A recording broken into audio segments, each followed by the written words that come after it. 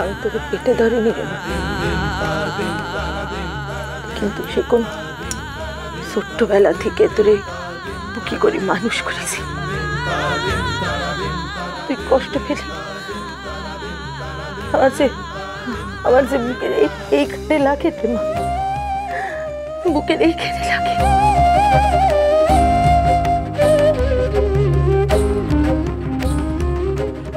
আমি আর কষ্ট পেতে দেব না রে মা। পাড়া প্রতিবেশী, আত্মীয় স্বজন, ঘর বাড়ি, মা বাপ, কারোর কথা ভাবতে হবে না তোরে। আজ তুই যা বলবি তাই হবে রে মা। তুই সিদ্ধান্ত নিবি।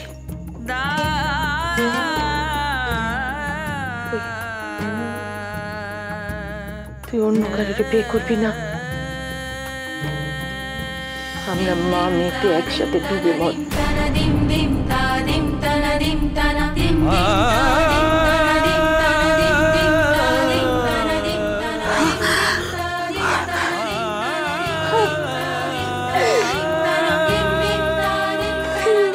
এসব কি হলো? কোনে কথা বলছি? সব বড় বাড়ির সম্বন্ধ ভেঙে গেছে।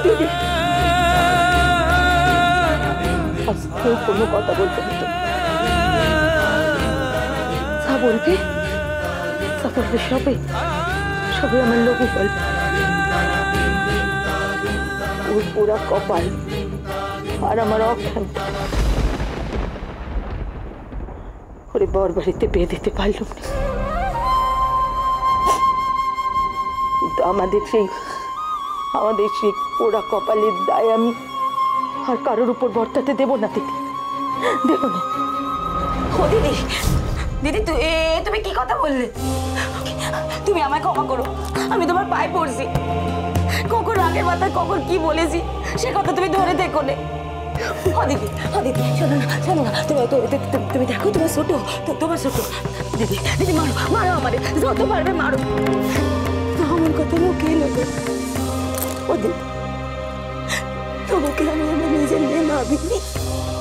ও দিদি, নবুকে যে আমি ফুটির থেকেও আগে ভেবেছি।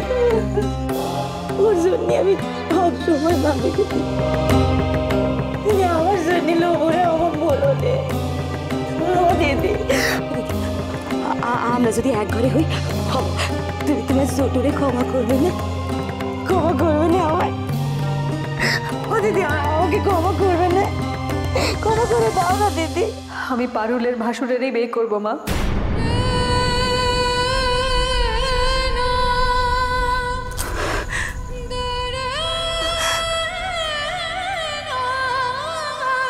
লোপু, এটা কি তোর মনের কথা?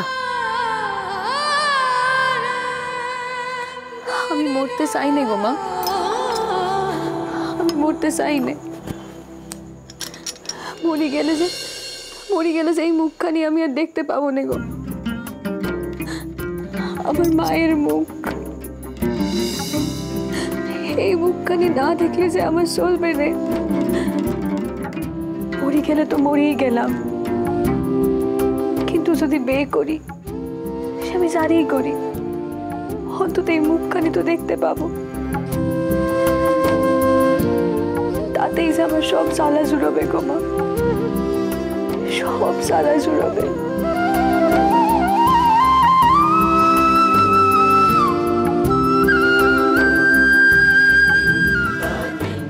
সৎ মায়ের জড়িয়ে ধরে আমি আদিকেটা হচ্ছে, আমরা যেন এইসব দেখে এখানে গলে যাবো। আদিকেটা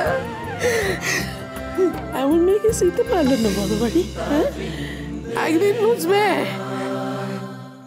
কি ভুল তারা করলো, আমাদের এমন মেয়েকে পায় ছেলে। একদিন তারা বুঝবে।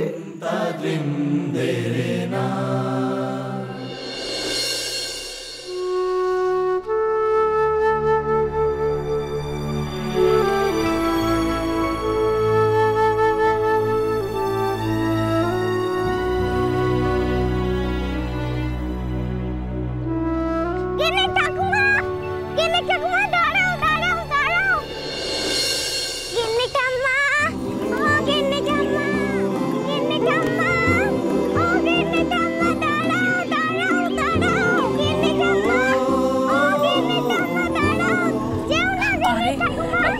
দেখেছো মেয়েটার কাণ্ড?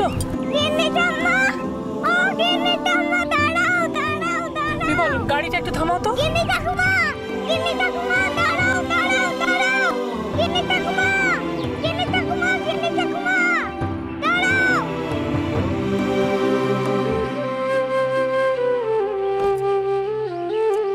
আমি সেই কখন থেকে তোমার এই গাড়ির পেছনে দৌড়তেছি, তুমি শুনতেই পাওনি। হ্যাঁ রে পাগলি মেয়ে, আমি যদি তোকে না দেখতে পেতাম তাহলে তুই এইভাবে কত যেতিস। ছুটে ছুটে তোমার বাড়ি অবধি চলে যেতাম। সে কি এইভাবে? এইভাবে আমার বাড়ি অবধি যেতিস?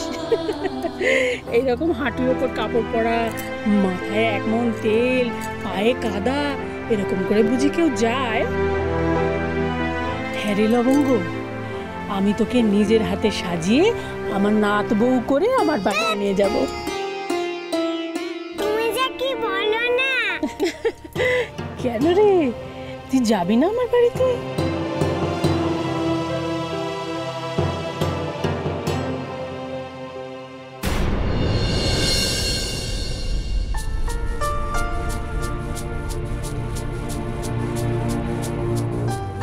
ঠাম্মি, ঠাম্মি, এসব কি শুনছি? তুমি সকাল থেকে জল খাবার খাওনি, ওষুধ খাওনি, কি হলো?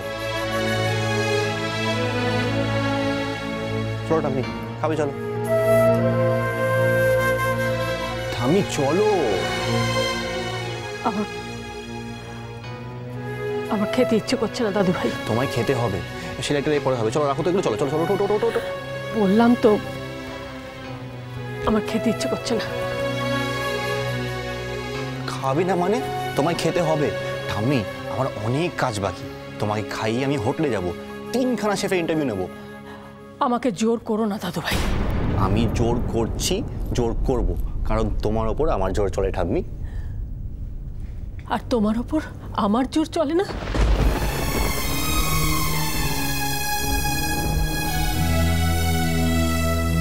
ঠাম্মি, আমি বুঝতে পারছি তুমি আমার এই বিয়ের ব্যাপারটা নিয়ে আমার উপর অভিমান করে যাচ্ছ, কিন্তু ঠাম্মি আমি কি করব বলো? আমি কি করব? আমি এখন আমার ক্যারিয়ারের এমন জায়গায় দাঁড়িয়ে আছি যে আমার এসব নিয়ে ভাববার একদম সময় নেই ঠাম্মি। তুমি একটু আমার দিকটা ভেবে দেখো।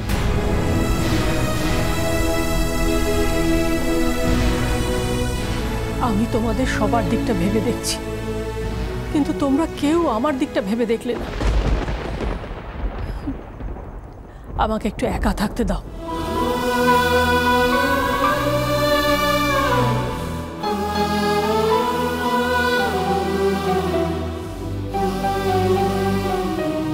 আজ আমার তোকে নিজে হাতে নাচ বউ করে সাজানোর কথা ছিল লবঙ্গ,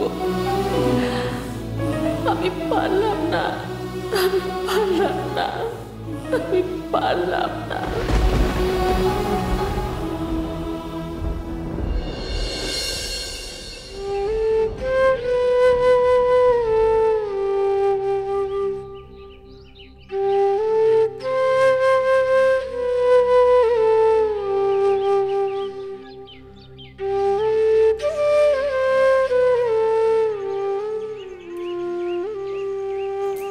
দিদি, পারুল লিপস্টিক খান দিয়ে গেল, বলল লবুরে পড়াতে। বেশ তো, তো তারেও ভেতরে ডাকলে পারতিস, সে নিজেই না হয় দেখে যেত লবু সাজগোজ কেমন হয়েছে। ও দিদি, তার যে বড় তারা, তার ভাসুরের বিয়ে বলে কথা, সে তো একেবারে ঘোড়ায় জিন দিয়েই ছিল।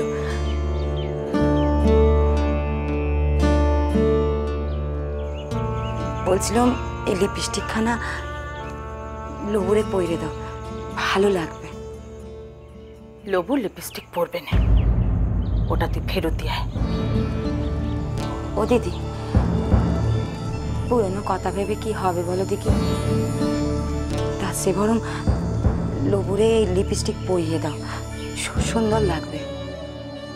বললাম তো লিপস্টিক খানা ফেরত দেয় লবু ও লিপস্টিক পরবে না। লবু যেমন আছে তেমন ভাবে পাত্রপক্ষের সামনে বসবে। তাদের যদি পছন্দ হয় তাহলে এমনি হবে।